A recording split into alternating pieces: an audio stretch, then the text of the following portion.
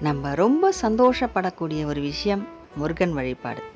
முருகனை நம்ம வணங்கிட்டு இருக்கோம்னா, ரொம்ப ரொம்ப ஒரு மகிழ்ச்சியான விஷயம். ரொம்ப சந்தோஷமான ஒரு விஷயம். ஏன்னா, பெரிய ஒரு இமயமலை நமக்கு கிடைச்சிட்டா எப்படி இருக்கும்? பெரிய உலகத் தந்தை. அப்பானாலே நமக்கு ஒரு சந்தோஷம் தான். அப்பா கூட நம்ம இருந்தோம்னா, எல்லாமே வாங்கி குடுப்பாரு. நம்ம சக்திக்கு மீறி நம்ம எது கேட்டாலும், அவருக்கு இல்லாம கூட இருக்கலாம் காசு. ஆனா நமக்கு வாங்கி குடுத்துட்டு சந்தோஷப்படக்கூடியவன் தான் அவர் நல்ல தந்தை. நம்மலாம் அப்பா கூட வாழ்ந்திருப்போம். எவ்வளோ ஒரு பாதுகாப்பா இருந்திருப்போம். இப்போ தான் நம்ம அப்பா இல்லாம இருக்கலாம் சில பேருக்கு. அவங்களுக்கு எல்லாம் முருகன் அப்பா இருக்காரு. அதனால தான் முருகன் வழிபாடு நான் பண்ணிட்டு இருக்கோன்னா, சந்தோஷமான விஷயம்னு சொல்றேன். ஏன்னா, முருகர் தந்தை நமக்குள்ள இருக்காரு. நம்ம கூடவே இருக்கார்.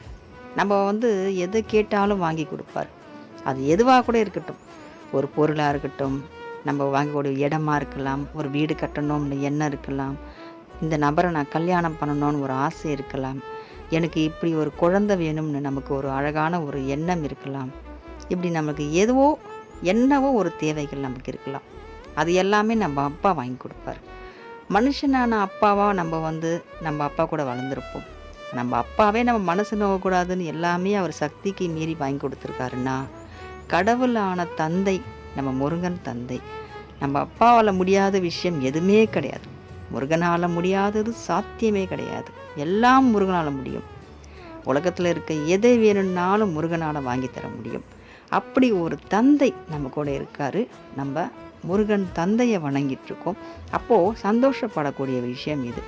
தைரியமாக நம்ம இருக்க போகிறோம். நம்ம தேவைகள் எல்லாம் நம்ம அப்பா கிட்ட சொல்கிறோம். ஆறுபடை அப்பன் கிட்ட.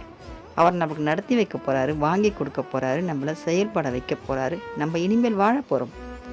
நீ எல்லாம் என்ன சாதிக்க போகிறேன்னு கேட்டவங்க முன்னாடி வாழ்ந்து காட்ட போகிறோம்.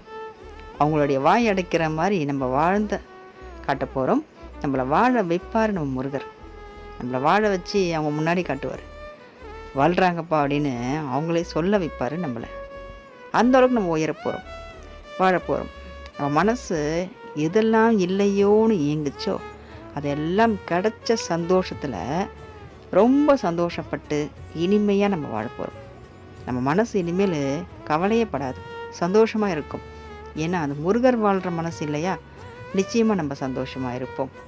வெற்றிவேல் முருகனுக்கு அரோகரா.